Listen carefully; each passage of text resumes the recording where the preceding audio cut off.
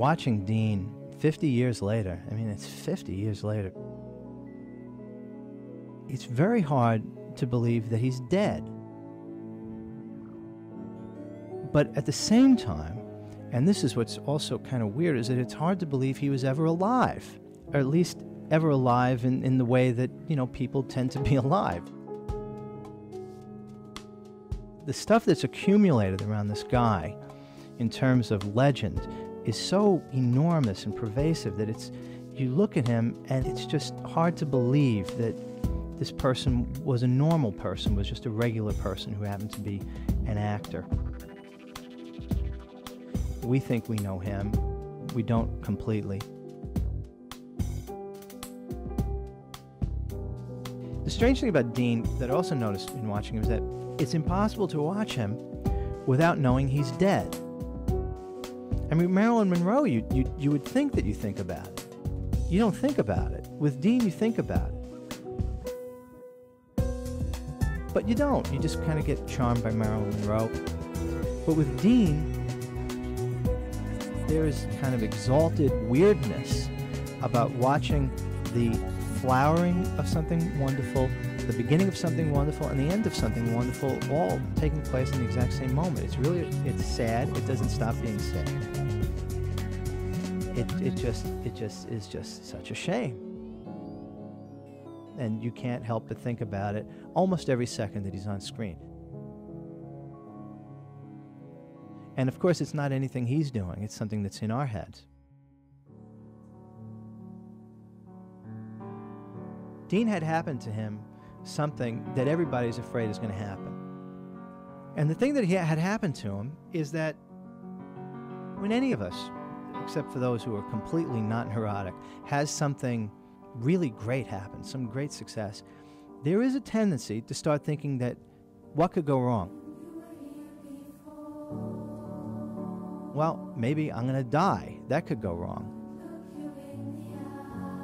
People start worrying about their health. They start checking their health out as soon as they get, you know, a huge raise or a great job or they're in love or something like that. Well, Dean had that happen to him. He hit it big with his first movie. And then he died. We can look at Dean as some kind of pop culture masterpiece, but there's almost no point in that. It makes everything that ever happened to him seem as though it were inevitable. And of course, time doesn't work like that.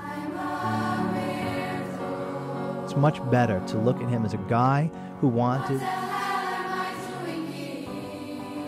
to be an actor and worked hard to become an actor and succeeded. And we look at him, then that's how we can come into some kind of understanding of him.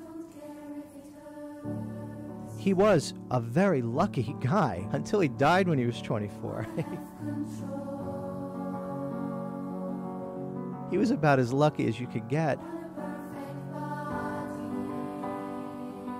in his career. He had a difficult childhood, but when he decided to let the world know that he existed, things started going very well for him right away.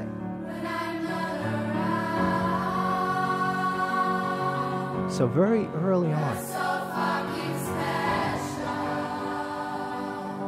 he began to look inevitable. Inevitable things, of course, don't always happen. And so we have this picture of Dean. But his film work, his films, were all incomplete as far as the Dean picture is concerned. So you have to, when you see these movies, put it all together.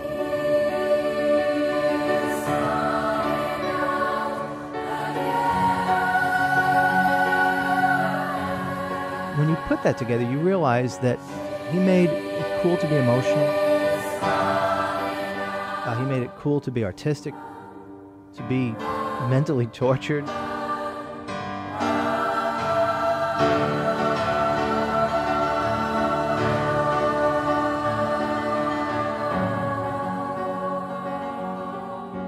And he also made it cool to be weak.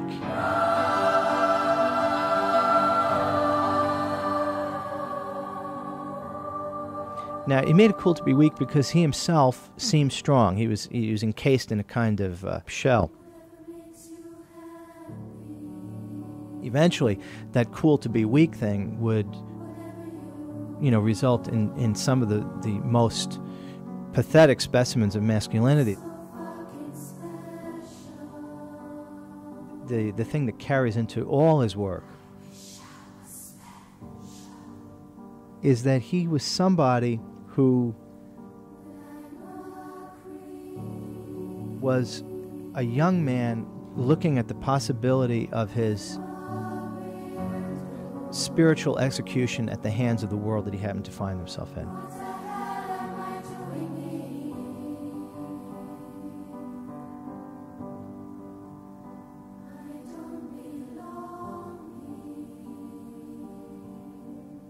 And he did not want to be dead.